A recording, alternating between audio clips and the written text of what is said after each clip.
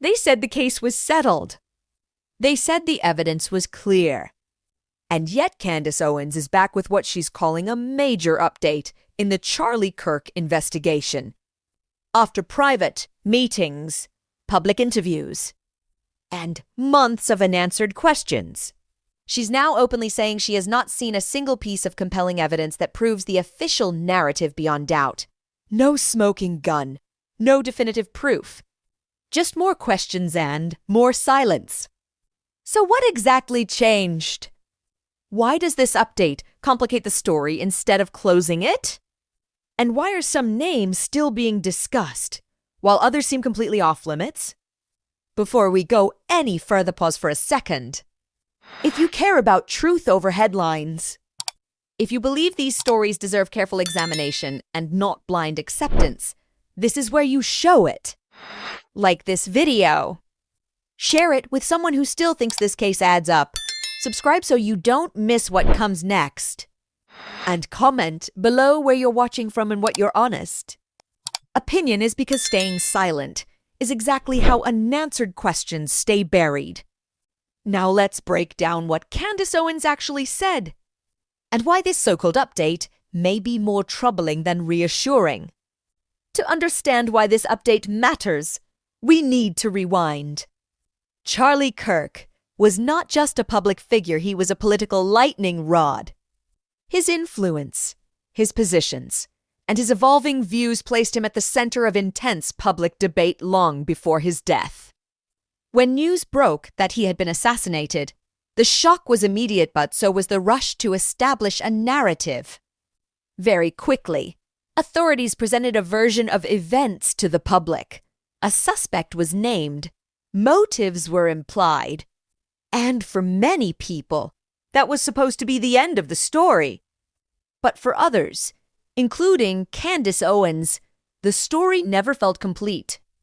Candace Owens entered this case not as a law enforcement official, but as a commentator with proximity to the people involved, someone who claimed access to conversations, families, and behind-the-scenes discussions the public never saw. Over time, she began raising questions about evidence, timelines, and whether critical details were being withheld. What's important here is this. Much of what she has discussed publicly is not evidence, but doubt rooted in what hasn't been shown, what hasn't been explained, and what remains strangely opaque. And that's the foundation this so-called big update is built on. Not a breakthrough, not a revelation, but a reassessment of whether the story we were given was ever strong enough to stand on its own. Next, we need to examine the update itself, what Candace Owens actually said, what she stopped short of claiming, and why that distinction matters more than people realize. This is where the story takes a turn and where many viewers misunderstand what Candace Owens is actually saying. In her most recent interviews, Candace did not announce a breakthrough. She did not present new forensic evidence. And she did not claim to have uncovered proof that definitively contradicts the official version of events. Instead, her update was far more restrained and far more unsettling. After hours of private conversations and direct meetings with people close to the case, including Charlie Kirk's widow, Candace, Owens stated plainly that she has not seen a single piece of compelling evidence that convinces her the case has been solved as presented to the public. Let that sink in. She acknowledged that she expected more documentation, more clarity, more concrete proof. Surveillance footage, ballistics confirmation, something definitive. And according to her own account, none of that was shown to her. What makes this update significant isn't what she claimed, it's what she refused to claim. She stopped short of saying the named suspect acted alone. She stopped short of saying the investigation is complete. And she stopped short of endorsing the official explanation in full. At the same time, she was careful to draw boundaries. She admitted she is not a ballistics expert. She admitted she does not have access to sealed evidence. And she acknowledged that some details, if they exist, may not be public for legal reasons. So this update isn't an accusation. It's a declaration of uncertainty. And in true crime, uncertainty is often the most dangerous and revealing thing of all. Because when someone with proximity to a case says, "I'm still not convinced," the real question becomes, why hasn't convincing evidence been shown at least publicly? That brings us to the next critical issue. If the evidence is as strong as implied, what exactly exists? And what doesn't? When emotions run high, evidence is supposed to be the anchor. So let's talk about what actually exists and, just as importantly, what doesn't. As of now, there has been no publicly released video showing the moment the fatal shot was fired. No clear footage placing the accused at the exact location, at the exact time, carrying out the act itself. That absence alone doesn't prove anything, but it does matter, especially in an era saturated with cameras. Candace Owens has been explicit about this point. She assumed, as many people did, that such footage might exist and simply hadn't been released yet. According to her, that assumption was wrong. She claims no such definitive video has been presented to her or acknowledged as existing. Then there's the forensic side ballistics, trajectory, weapon analysis. Here, the narrative becomes even more complicated. Experts who have spoken publicly do not all agree. Some say the official explanation is plausible. Others say there are inconsistencies. And Candace herself repeatedly emphasized that she is not qualified to settle that debate. That distinction matters. Because this isn't about replacing experts with opinions. It's about acknowledging that even experts are divided, and the public has been given very little clarity as to why. There are also early moments in the investigation that still don't sit comfortably. Initial suspects who appeared at the scene, confessions that were later retracted. Individuals who inserted themselves into the chaos in ways that were never fully explained. None of this proves a conspiracy. None of this proves a cover-up. But it does point to something else, an investigation that left too many questions unanswered for too many people. And when evidence is scarce, unclear, or selectively discussed, speculation fills the vacuum whether authorities like it or not. Which brings us to the most controversial part of this story. Not the evidence itself, but the theories that grew in its absence. Now, let's address the part of this story that gets most people talking, the conspiracy theories. Candace Owens has never outright accused anyone of murder.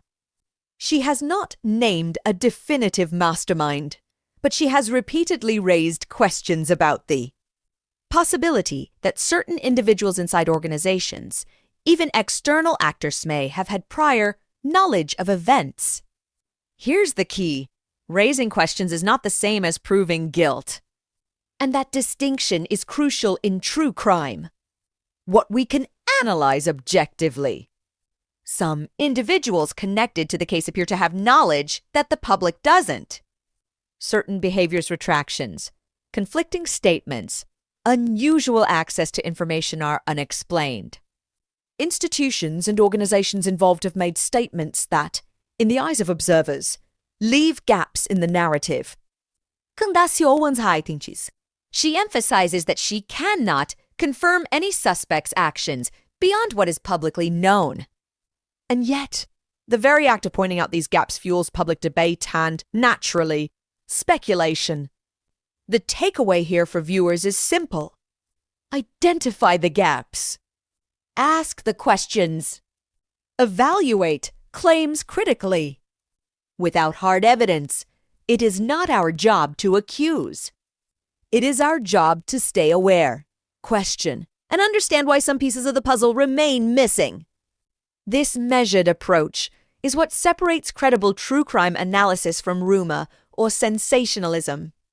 Next, we need to examine why these gaps may exist and the ethical boundaries of public discussion, especially when high-profile organizations are involved. This is where true crime meets responsibility. Candace Owens' statement attention meaningless face curiosity versus caution. Yes, questions need to be asked. Yes, inconsistencies and gaps deserve attention. But there's a fine line between raising legitimate concerns and inadvertently creating a public witch hunt. Ethically, it's important to remember presumption of innocence. No matter the theory, suspects are innocent until proven guilty in court. Avoiding defamation, implying wrongdoing without evidence, can have serious consequences. Responsible reporting, highlighting gaps and uncertainties is valuable, but speculating about motives or assigning blame publicly crosses into dangerous territory. Candace herself has been careful, repeatedly clarifying what she does and doesn't know. She refuses to name certain individuals, knowing that doing so without proof would be irresponsible. For us as viewers, analysts, or commentators, the takeaway is clear. We can critically analyze, question, and discuss. But we must anchor every claim in evidence and distinguish clearly between fact, allegation, and opinion. This approach preserves credibility, protects the innocent, and ensures the discussion stays focused on uncovering truth, not spreading rumor. So, what does Candace Owens' latest update actually mean for the Charlie Kirk case and for the public's understanding of it? First, it reinforces a simple but critical fact. There is still no definitive public evidence tying anyone conclusively to the act itself. That doesn't mean no investigation is happening. It simply means the narrative we've been given is incomplete. Second, it underscores the importance of transparency and clarity. When gaps persist, suspicion naturally grows. Candace Owens unanswered. But it also reminds us that raising questions is not the same as presenting proof. Third, it tells us something about influence and motivation. Whether Candace is seeking the truth, accountability, or even just clarity for her audience. Her involvement keeps the conversation alive. And in cases like this, that sustained attention often pressures institutions to be more transparent if they choose to respond. Finally, the update highlights the limits of public knowledge. We see what is revealed, we see what is withheld, and we see how narratives can be shaped by selective disclosure. For viewers, the takeaway is clear. Stay informed, think critically, and always separate fact from speculation. Now, let's put it all together and summarize what this update truly tells us and what it doesn't. After reviewing Candace Owens' statements, private meetings, and public interviews, here's the clear picture and the gray areas. What we know. Candace has not seen concrete evidence proving the suspect's involvement. Several questions about timelines, actions, and communications remain unanswered. Certain individuals and organizations are under scrutiny not for proven guilt, but because of gaps in the public narrative. What we don't know. Who, if anyone, was directly responsible beyond the officially named suspect. Whether critical evidence exists but has not been disclosed publicly. The full scope of motives or involvement of secondary individuals. The takeaway. This update does not resolve the case, nor does it confirm or deny specific conspiracy theories. What it does do is highlight how much remains uncertain and why skepticism even from someone with inside access is justified. For viewers, the responsibility is clear. Stay critical, but fair. Ask questions, but don't assume conclusions. Recognize the difference between evidence and inference. In true crime, understanding what isn't said can sometimes be just as important as understanding what is. And in this case, Candace Owens' big update is a reminder of that truth. I'm Detective B.